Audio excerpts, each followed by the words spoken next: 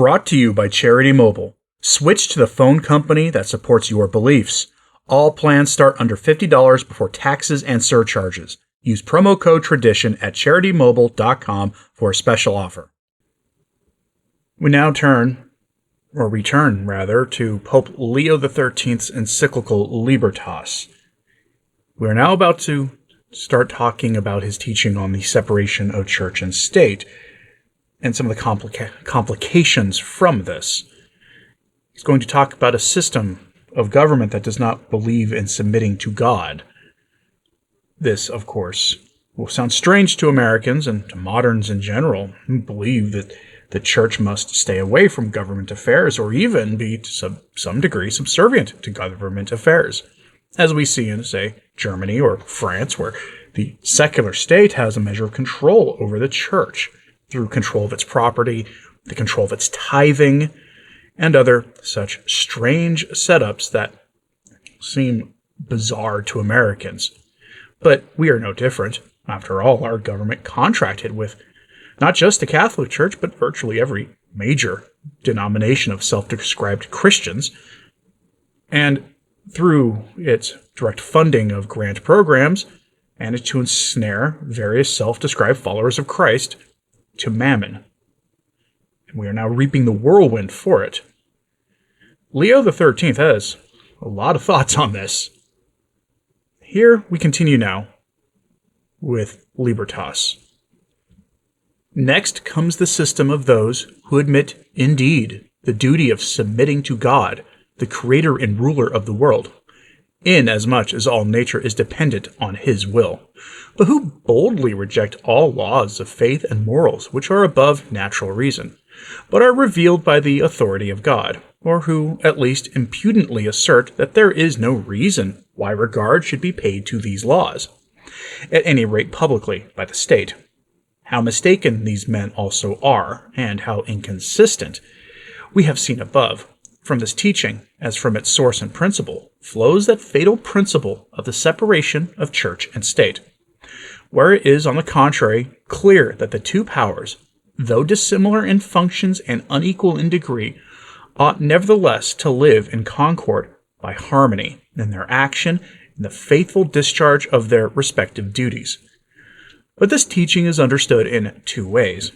Many wish the state to be separated from the church, wholly and entirely, so that with regard to every right of human society, in institutions, customs, and laws, the offices of state, and the education of youth, they would pay no more regard to than to the church than if she did not exist, and at most would allow the citizens individually to attend to their religion in private, if so minded.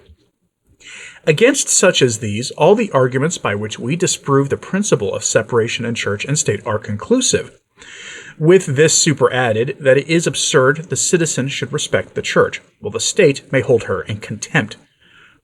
Others oppose not the existence of the church, nor indeed could they, yet they despoil her of the nature and rights of a perfect society, and maintain that it does not belong to her to legislate, to judge, or to punish, but only to exhort, to advise, and to rule her subjects in accordance with their own consent and will. By such opinion they pervert the nature of this divine society, and attenuate and narrow its authority, its office of teacher, and its whole efficiency, and at the same time they aggrandize the power of the civil government to such extent as to subject the Church of God to the empire and sway of the state, like any voluntary association of citizens. To refute completely such teaching, the arguments often used by the defenders of Christianity, and set forth by us, especially in this encyclical letter Immortale Dei, are of great avail. For by those arguments it is proved that by a divine provision all rights which essentially belong to a society that is legitimate, supreme, and perfect in all its parts exist in the Church. Lastly, there remain those who, while they do not approve the separation of church and state, think nevertheless that the Church ought to adapt herself to the times and conform what is required by the modern system of government. Such opinion is sound, if it is to be understood of some equitable adjustment consistent with truth and justice. In so far, namely, that the Church, in the hope of some great good, may show herself indulgent and may conform to the times insofar as her sacred office permits. But it is not so in regard to practices and doctrines which a perversion of morals and a warped judgment have unlawfully introduced. Religion, truth, and justice must ever be maintained, and as God has entrusted these great and sacred matters to her office, as to disassemble in regard to what is false or unjust, or connive at what is hurtful to the religion. From what has been said, it follows that it is quite unlawful to demand, to defend, or to grant unconditional freedom of thought, of speech, of writing, or of worship, as if these were so many rights given by nature to man. For if nature had really granted them, it would be lawful to refuse obedience to God, and there would be no restraint on human liberty. It likewise follows that freedom in these things may be tolerated wherever there is just cause, but only with such moderation as prevent its degenerating into license and excess.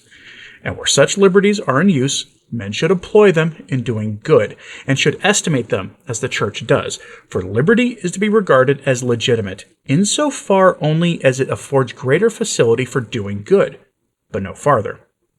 Whenever there exists, or there is reason to fear, an unjust oppression of the people on the one hand, or a deprivation of the liberty of the Church on the other, it is lawful to seek for such a change of government as will bring about due liberty of action.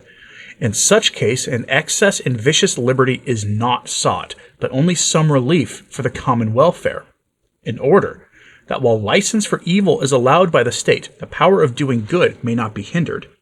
Again, it is not of itself wrong to prefer a democratic form of government, if only the Catholic doctrine be maintained as to the origin and exercise of power. Of the various forms of government, the Church does not reject any that are fitted to procure the welfare of the subject. She wishes only, and this nature itself requires, that they should be constituted without involving wrong to anyone, and especially without violating the rights of the Church. Unless it be otherwise determined, by reason of some exceptional condition of things, it is expedient to take part in the administration of public affairs, and the Church approves of every one devoting his services to the common good, and doing all that he can for the defense, preservation, and prosperity of his country. Neither does the Church condemn those who, if it can be done without violation of justice, wish to make their country independent of any foreign or despotic power, nor does she blame those who wish to assign to the state the power of self-government, and to its citizens the greatest possible measure of prosperity. The Church has always most faithfully fostered civil liberty, and this was seen especially in Italy, in the municipal prosperity, and wealth, and glory that were obtained at a time when the salutary power of the Church has spread, without opposition, to all parts of the state. These things, venerable brothers, which under the guidance of faith and reason, in the discharge of our apostolic office, we have now delivered to you, we hope, especially by your cooperation with us, will be useful unto very many.